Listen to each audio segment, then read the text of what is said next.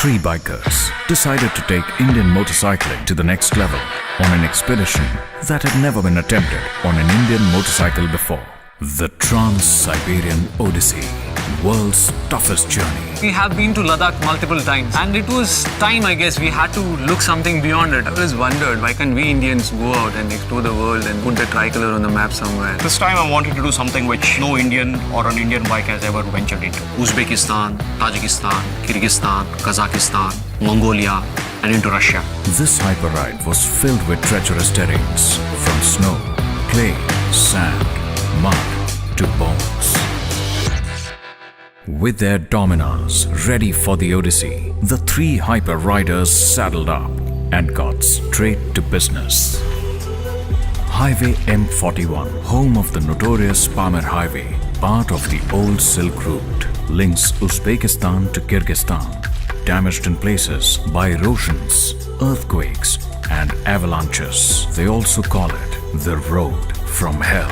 It's one of the highest, most treacherous international highways in the world. One wrong turn and you're down. Our best friends were just our bikes. Power delivery was so linear that you don't slip out on any of those loose stones. The riders made it past the old Silk Route. From there, they set course for the next big stop, the Sharon Canyon. 100 meters of 45-degree drops and painfully steep inclines.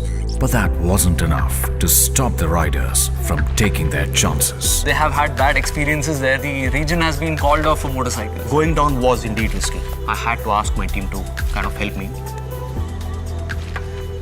The Dominar became the only Indian motorcycle to have scaled down into the Sharon Canyon. Suspensions were absolutely working the way I wanted it to. The dual-channel ABS to control the roll of the bike. I don't think I needed anything more. A thrilling experience because scaling down the gorge was a massive challenge. Having experienced riders' hell, the three were now in riders' paradise, Altai Krai, Russia. Cruise machine was actually put into use here. It actually felt like a sports bike. The bike gave us enough confidence that we could just generously twist the throttle and just zoom on.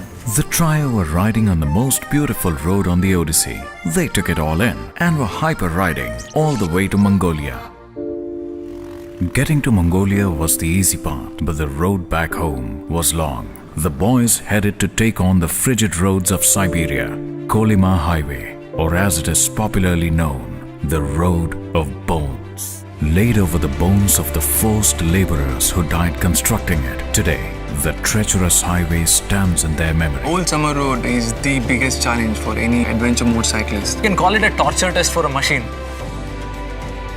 On this leg of the journey, it was extremely freezing, but fortunately the bikes never let us down. Thanks to the monoshock in the rear, balanced out the weight of the bike so well, the handling is perfect. This is where I kind of started respecting the Dominar. The way it managed to blend across different terrains. The road was merciless, but the riders persevered and kept their eyes on the prize. The riders kept the spirit alive and arrived into Tontor. Dominar was the first Indian motorcycle to set its tires here, riding through different terrains for over 15,600 kilometers in 53 days. All this without a support system. Not a single day of brake or a spare part change. This itself speaks volumes about a man and a machine match. The Dominar has done what no Indian bike has ever accomplished, changing the face of Indian motorcycling forever. The kind of success that we have tasted, I am now a complete hyper rider.